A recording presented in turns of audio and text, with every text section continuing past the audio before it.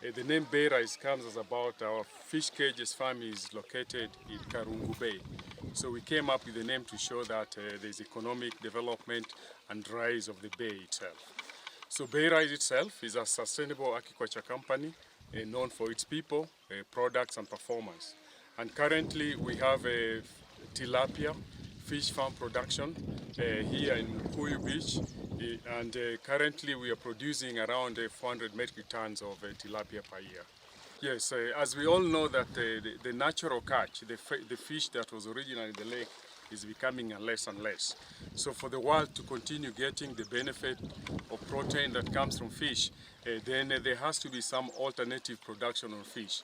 And cage fish farming has been proven to be one of the most efficient alternative ways of fish production.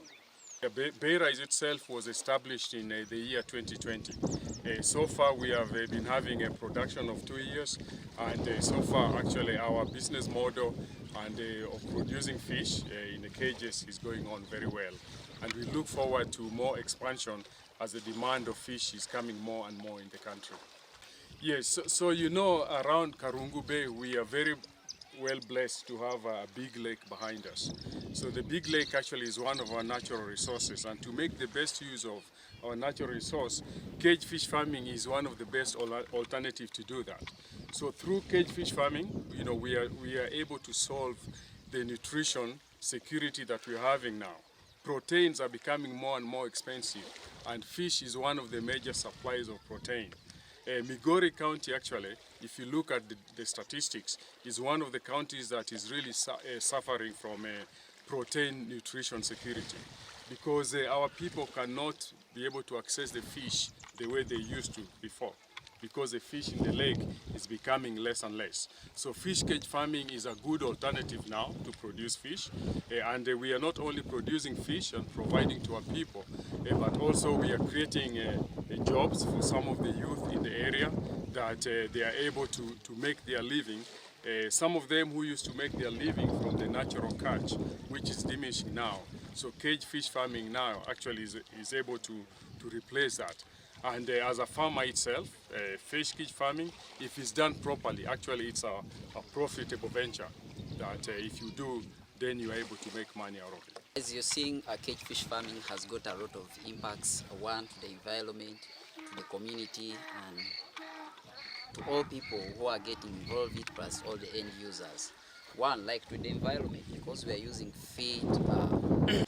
So cage fish farming has got a number of impacts. One, to the community where we are operating, then to the lake where we are. Like this area where we are, fishermen love it and they want to come there. So it's like we're in a competition for the land with them. Though the lake is big, but they will prefer this land. The fact that all fish are from the world, they'll come and hide there. So you find it's really a challenge once in a while. Then to the community here, we face quite a number of challenges, like people here, they have the way how they use the lake and all other activity they do. Sometimes you end up they affecting us in the lake there because of the pollutants, and all the things they use there. It end up going to the lake and it affects us. So one of the good impact of cage fish farming to the community, one is employment. People have got employment and people are employed. So the cost of living is really now improving in the community. So people, one, can get the nutritious food, which is fish, the highly nutritious and the best protein source. So people can easily access it here just from the cages to here, so people can get it even at a cheaper price, unlike in the lake. You know, fish is getting depleted from the lake. So you find this is a better alternative for people to get the animal protein source. Yeah, so basically most of the local fishermen now, they are more and more getting attracted to cage fish farming because they go out there in the lake every evening, and many times they come up without any natural catch. So for this reason, a lot of normal fishermen would like to transform into cage fish farming, which is becoming more and more better way of assuring that there's fish for everyone. And secondly, I think one of the advantages also we have is there's never conflict between us and the cage fish farming, because the location where our cages are situated are actually specifically assigned for the cages. And it's 10-meter diameter. Here we do some intensive stocking. We can go up to 60,000 fish, just this one cage, depending on the depth and the kind of environment we are operating. Yes. Oh, here feeding will depend on the size of the fish you're having in the cage. For example, you cannot feed big parrots to small fish. So here we have, for example, here we have fish of average body weight of 60 grams. So here we are feeding the type of feed is called 2 millimeter, the pellet size. And it is good that fish can easily swallow it because the pellet is small enough and easy for the fish to feed it. So that's what we depend specifically when we are feeding our fish. It mostly depends on the size and the nutrition requirements for each and every fish sizes. One of the things cage fish farming is better than all other systems of aquaculture is that here we can have intensive fish farming.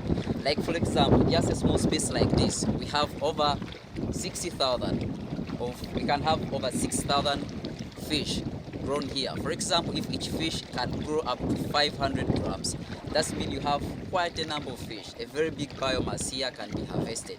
Unlike if this was a pond, one of the things cage fish farming is better than all other systems of aquaculture is that here we can have intensive fish farming. Like for example, just a small space like this, we have over 60,000 we can have over 6,000 fish grown here. For example, if each fish can grow up to 500 grams, that means you have quite a number of fish. A very big biomass here can be harvested.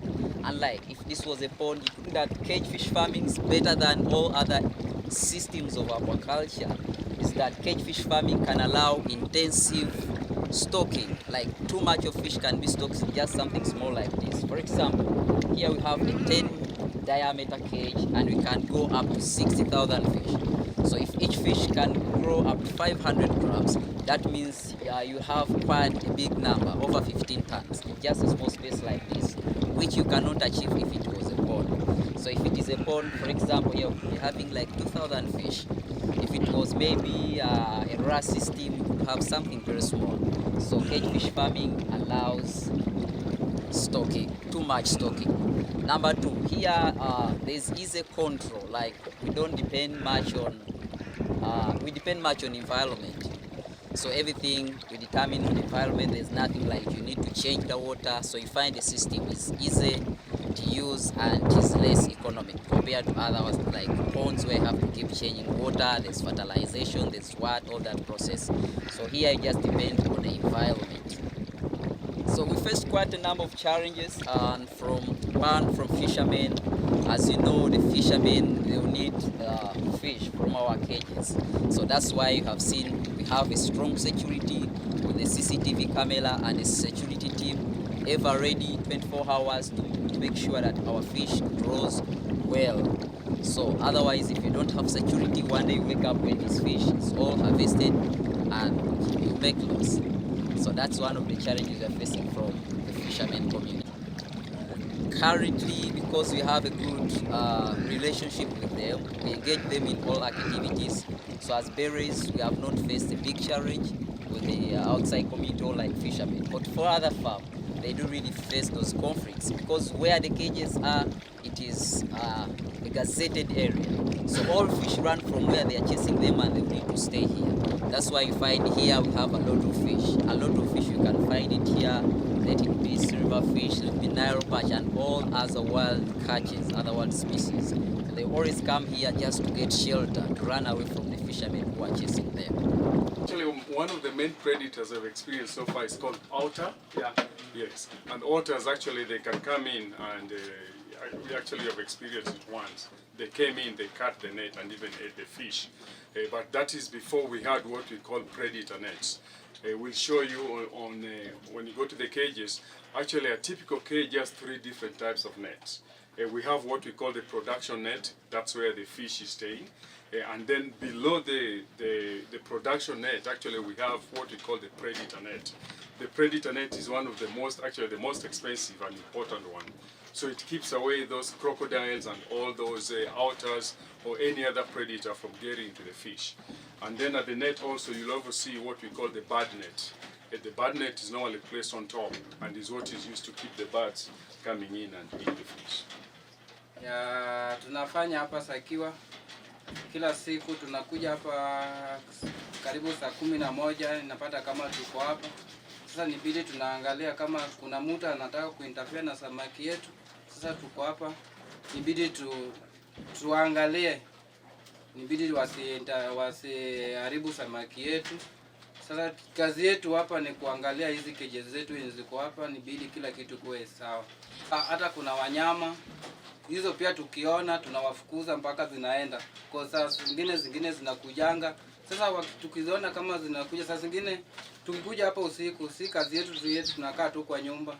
Tuna patrol, tunatembea huko, tunaangalia.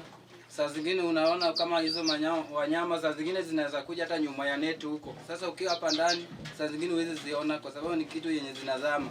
Saa zingine zinaweza zama, hata kuangalia kwa kamera hapo huwezi kuziona. Sasa lazima uende hapo karibu na cages ndio saa zingine unaweza ona zingine. Sasa ukizipata unazifuza zinaenda mbali. Kwa kamera unaweza kaa saa zingine kama weather ni mbaya ama kuna mvua inanyesha, hiyo ndio unaweza kuja kwa nyumba, sasa unaangalia kwa kamera. Inaweza kuambia kini inaendelea huko kwa cages. Intend to open these depots here and even other.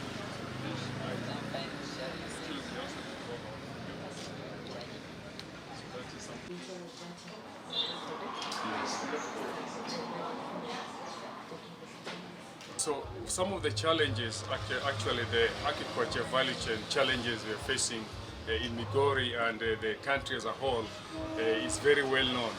And some of the challenges, as we know them, is availability of quality fingerlings for farmers. The second challenge farmers face is also availability of quality feeds that they can use in their farms. And the third one, as part of the value chain challenges, is capacity building for farmers. A lot of farmers are not well trained, for example, for better use of feeds in their fish farms. So capacity building is also one of the most important things that we need to focus on if we have to improve our aquaculture. And then the fourth challenge that is available also actually is on market linkage to farmers. There are some farmers who harvest their fish, but they don't know where to go and sell it. So that is something that we'll also be doing to try to create that market linkage, which we'll do through the purchase of to have cold trucks that can be used to take the fish to the farmers. And then the number 5 challenge actually, of course, is the accessibility to financing. Fish cage farming and even pond fish cage farming is very capital intensive, and a lot of farmers like to get into it, but they cannot get access to finance. So one of the things we have here, as you can see, our aqua hubs is where we'll be able to have a depot where we are selling the fish, and at the same time we are also selling the feeds so that farmers can get access to the feeds when they need them, and also through our hub we are able to help them sell the fish. We want to make availability of ice. As you will all know that fish is a very perishable product, so preserving it after harvest, you need to put it in ice and transporting it. So our aqua hubs will not only be selling fish, but also farmers can get access to quality feeds, and at the same time they can get access to ice that will help them preserve the fish.